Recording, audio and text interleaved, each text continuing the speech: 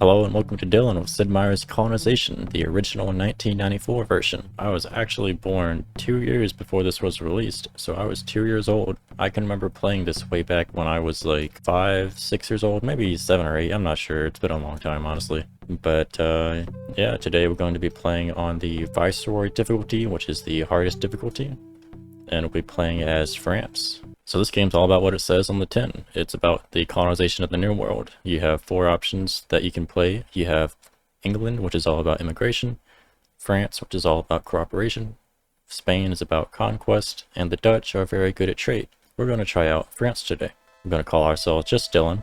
So the French, like it says here, they tended to live in harmony with the Indians. They didn't really fight very much with the Indians. They tried to trade with them and to live away from them and not to intrude upon their lands. To reflect this, the French generate Indian alarm or Native American alarm at half the rate of other European powers. We'll talk all about the different game mechanics pretty soon as we play it. So our king has given us a charter to go and explore the new land, settle it, and bring wealth and glory to ourselves and the nation. So, off we go. This intro actually takes quite a while. You can skip it, but it's actually the loading screen, so I'll be skipping it right now. So we're playing the French, and as the French, you start with one ship, just as everyone does. The Spanish, the French, and the English, they start with a caravel, which is the basic ship. It can hold 2 things. It moves 4 spaces, and initially you start with a soldier and a pioneer. The pioneer has tools equipped to terraform the land and to make fields and roads, things like that. The soldiers got muskets equipped to fight.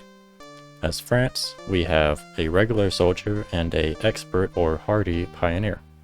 Hardy pioneers, they work twice as fast as regular pioneers, but they both use the same amount of tools, which is 20 tools for every upgrade. If you were Spain, you'd get a veteran soldier and a regular pioneer. If you're English, you'd get regular both. And if you're Dutch, you get regular both, but you get an upgraded ship, which is a merchantman, which has, I think, the same number of moves, but it holds 4 instead of 2. So let's begin the colonization of the New World. We've come from the east, so I need to sail west. We've spotted a little fish right there. There's some land in the distance. Let's get closer. And we've discovered the New World. What do we want to call it? Well, I like to call it Dylindia because it sounds kind of like India. We were searching for India, but we found the New World, and my name is Dylan, so merge those 2 together. Now the map generator for this game can be very, very wonky and give you some very strange results. So hopefully this will be a good result. At the moment, we've got some wetland forest here. I'm not very interested in that. That becomes marsh, which is good for ore. You do need ore to make tools and to make muskets. And we have more wetland forest right there. We're going to try to sail north and see if we can see anything better. Now this is looking a little bit better. It looks like it might be savanna with a fishery right there. But we might meet some natives. The natives tend to occupy many of the good sites. So let's check it out. Oh, no, there's actually some deer here too, some game. So this tile naturally produces 2 food by itself. For plow or river, it's +1. With game, it's +2 food, or +4 if it's an expert. And experts are actually +2, not +3 for farmers. That's a glitch in the Civilopedia, or Colonipedia in this case. We could do fur trappers, which would give fur, 2 fur, +2 from the game, and the experts would double that, so we'll probably do some fur harvesting as well. So that kind of makes sense, actually. Let's settle here. Now, a lot of people, what they do is they settle... Thank God that there's not a native village like right there. A lot of people settle 1 colony. However, I read online that you should really settle 2 colonies. This is pretty important in this game because playing on Viceroy means that we have... Oh, there's some timber right here. I think settling right here is probably going to be a good idea. So whenever you settle a colony, you can use the surrounding tiles that are directly touching. And what you have right here is a lost city rumor. We're going to want to search that with a seasoned scout, ideally. A non-seasoned scout, a non-expert scout, has a pretty good chance for something bad to happen. Like the scout could even die. So we want to leave those alone until we have a better scout. So let's activate our pioneer. Let's get off right here. Oh no. So we've met some natives. That's not a bad thing, but let's see. So these are the Iroquois. They have 18 villages. That's a lot of villages. They offer the land that we now occupy as a gift. Will we accept our treaty and live with them in peace? Yeah, of course. So they're at peace with us.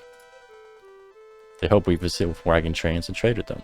So now that we've met the natives, what alarms them is things like soldiers, building colonies, terraforming the land, like threatening their way of life. and that alarm generates really quickly if you settle like right next to them. So it's a very good idea not to settle right next to them, which is something I'm probably not going to do. Even as the French, I don't think you could get away with that. Maybe if you had Pocahontas, which is a founding father. We'll talk about founding fathers in a second. But as it is right now, I don't think it would work out very well. I'm also editing out all the in-between like turn processing and stuff. The game can take a little bit of time to do that. Oh, come on now, we've met the English already. Why are they so close to us? I think what we're going to do here is we're going to get back on the ship and then head basically back south. Just try to swing around the south side, find some land down there. I want to stay away from other Europeans, at least for a little while. So let's build a colony right here. This has got fish, it's got fur, it's got timber. Well, not timber, but lumber from the surrounding forest. So it's a pretty decent site, so we should give it a name that actually kind of matters a little bit. Let's call it Safe Harbor. So, we built a colony. I really love the aesthetic of this game, it's very nostalgic. Like, it's old, but it's kind of pretty in like an old way. Unfortunately, these are Indian land. We would have to pay the Indians for the land, or we would have to get a specific founding father called, I think it's Peter Minuit, who allows us to take the land without paying for it, which is a terrible idea. It's genuinely awful that that happened. We're going to start with just harvesting furs from the surrounding area. So, looking at the colony screen right here, you've got the colony itself over here with the town hall, the blacksmith's house, the fur trader's house. You start with a lot of things automatically. Don't start with a dock, meaning that you can't harvest any food from the ocean right away. So first you have to build a dock. To build a dock, you usually start with it selected if you build a coastal colony, but you can change to anything else that you can build right here. You won't be able to see everything that you can build. A lot of it's based on the population size of the colony, plus whether or not you have any prerequisite buildings. So we're going to leave it on docks for now. We are going to want some docks to be able to harvest this fishery eventually. But to build any docks, we would need to produce hammers, which are produced at the carpenter shop right over here. These icons do move around quite a bit, so they're never really in the same place. Carpenters turn wood, lumber, into hammers, and hammers are used to build everything in the game, including tools. Sometimes it's hammers and tools, such as building a tobacconist shop, which is hammers and tools. So looking at the right here, you can see all the land that the colony has access to. There's the Indian land to the north, there's the deer that we're working for furs at the moment, there's the ocean, there's the forest, and there's the lost city rumor, which we can't work that land until we've actually investigated their city rumor first. Our colony site right now is on a broadleaf forest, so all colonies instantly get a road when they're built, but they don't remove any forests underneath them. So when you build a colony, you build it right in the forest, and then you have to remove the forest, which adds one more food, which is these corn, to the tile. Then it will change your cash crop, or your harvested good, from say furs to say cotton, or sugar, things like that. And then once you plow the field, that results from removing the forest, you get extra food, plus more cash crop. When you produce these cash crops, what you do is you bring the ships into port, you put your crops or your goods onto the ship, and then you send your ship back east to Europe to make money. And you can actually view Europe by going to the view screen and then European status. This is Europe. You can recruit units here. You can spend money to speed up immigration. You also earn crosses that speeds up immigration as well, naturally. You can purchase items such as artillery, caravel, galleons, privateers, frigates. You can also train units specifically, such as expert ore miners, fur traders, or hardy pioneers. They all have a cost, and the cost can be quite substantial in this game. Initially, your best bet is going to be just through getting people through immigration. So back on the colony screen, we should notice here that we produce the 2 food, but we also produce 1 cross and this is a Liberty Bell. Crosses are put towards gaining more immigrants. The more crosses you produce, the more immigrants that you gain, and every colony by default produces at least 1 cross and at least 1 Liberty Bell. Liberty Bells are produced to gain founding fathers, which are kind of like the wonders in Civilization, but not exactly the same. Basically, as you build up Liberty Bells, you gain founding fathers over time. We're going to choose which one we're about to pick here in a second. A point to note is that every colonist also takes 2 food, just like in Civilization. So we're actually net 0 food. We're not gaining or losing food at the moment, so we could not support another colonist. That's another reason that we should kind of spread our colonies out. So when we build the second colony, we're going to get another cross and another bell per turn. And that'll increase our immigrants that we bring in and the speed at which we gain founding fathers. And here, you're offered which founding father that you would like to go after. Initially, you have a choice of, I think it's 4, like there's 5 in total, but you can only get some of them after 1600. But you randomly are offered one of the 4 that are available, or 5, and then you get to choose. Now these are not competitive. In the remake of Colonization, these are competitive. You're fighting with other colonies for these founding fathers. In this game, the original, everyone can get as many copies as they want as long as it's their own copy. So we've been offered Peter Storisavon. He allows construction of the custom house in our colonies, which allows you to trade with Europe even during the revolution. To win this game, you have to fight the revolution. You have to declare independence from your overlord, king. He sends an army and you have to fight them off. And if you win, you succeed. Another option is Henry Hudson. He doubles the output of fur trappers. That's pretty good. Hernan Cortez makes it so that conquered native settlements always yield treasure in greater abundance, and the king's galleons transport the treasure free of charge. Not really interested in that. I don't intend to go around conquering natives. I'm the French. Benjamin Franklin makes it so that European wars don't have any effect on your relations between you and other colonies. You can go to war with other colonies, and you can be forced to go to war with other colonies as well. Although the king's not going to come over and like smack you for not actually invading. You can say, yes sir, I'll do that sir, and then not actually do it. And Europeans would always offer peace during negotiations. Next is William Penn. So he gives 50% more cross production in all colonies. I'm kind of thinking William Penn's the way to go. I'd rather a different founding father that changes how we receive immigrants. I think his name is William Brewster. He makes it so that you don't get any criminals or servants appearing on the docks, and you can select which immigrant from the recruitment pool will move to the docks. So playing on Viceroy has a couple of different effects. It makes it so that you get worse immigrants naturally, so you get more criminals, more indentured servants, and you get fewer specialists that are much better at producing their kind of good. And the biggest change, this is an interesting place to potentially settle right here, actually, right there. Let's move down a little bit more.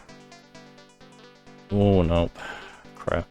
We might want to settle inland right there. Let's consider doing that, actually. Let's come back up. Let's get off the ships. Let's take a look around and think about settling maybe right there. I'm the French. I don't want to go to war with the Indians, but I may have ultimately no choice but to do so. So yes, in Viceroy, you also have another big effect, is what are called Tories, Royalists versus Revolutionaries. So every colony has its Revolutionaries versus its Loyalists. At Viceroy, if you have, I believe, 5 Royalists, you lose -1 to every production of your goods. So like this colonist is producing 4 furs from this broadleaf forest with this game on it. If I bring the colony size up to 5 and I haven't increased the number of revolutionaries from say 1%, so like if I had 20% of 5, I would have 1 revolutionary, 4 loyalists, that would be okay. But if I had 1 revolutionary, 5 royalists, if I had, I think it's 16%, then I would not be okay. I would have -1 to all production. You do get +1 bonus if you have at least 50% revolutionary support, but if you have 5 loyalists still, even if you have more than 50%, you always get -1. You don't get the +1. It doesn't become 0. It becomes -1 always if you have the inefficient government is what it's called. Doesn't make a whole lot of sense to me personally, but hey, that's what they designed to make the game. In the remake of Colonization, as far as I know, it doesn't work like that. But in this one it does. The English are just standing there, it looks like. We'll see what happens. I'm considering just building on that spot south, honestly, and maybe accepting the alarm. And accepting that I might be going to war with them sooner rather than later. Because that's a nice spot, and up here, that's a nice spot too. Like, I don't want to go to war, but I might not have any choice. I also have a tactic here where I take the tools of this pioneer. Usually you'd use the tools of the pioneer to, say, improve your colony spots. Taking the tools and selling them to the Indians. I found that out as a pretty good strategy online. My dad had a lot of trouble playing this game when he was younger. Like, he played it when I was a little kid, and I played it when I was a little bit more grown up. Yeah, let's settle the spot. Screw it. We're gonna have to probably get aggressive with them, but that'll be more interesting for the video anyway. That's a pretty decent spot there too. I think you can build your colonies basically anywhere you want, maybe next to each other, but realistically you should put them at least 2 spaces away, better to be 3 spaces away, so they don't have overlap in what tiles they try to use. So we could get away with putting a colony there, or I could step one over with the pioneer, make use of the deer and the timber, and then I wouldn't be overlapping with safe harbor at all.